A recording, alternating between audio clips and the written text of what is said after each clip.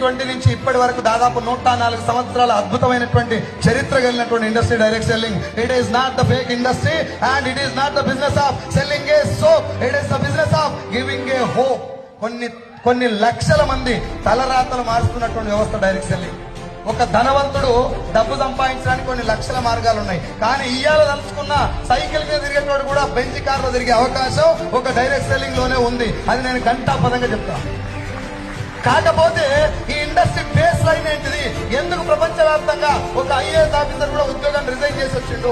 ఎందుకు ప్రపంచవ్యాప్తంగా ఆయమ్మ దగ్గర నుంచి మొదలు పెడితే ఇళ్లలో పనిచేసే పని మనిషి కూడా ₹1,00,000 వచ్చే అవకాశం ఇలా ఎట్లా ఉన్నది? ఏం చేస్తే డబ్బులు వస్తున్నాయి? ఒరే, మార్కెటింగ్ అంటే టాలెంట్ కావాలి కదా, కమ్యూనికేషన్ కావాలి కదా, స్కిల్స్ కావాలి కదా. అవేమి లేకుండా కూడా డబ్బు ఎందుకు వస్తుందంటే ఈ ఇండస్ట్రీలో ఏదో పవర్ ఉన్నది. అది మీకు నాకు తెలవాలి.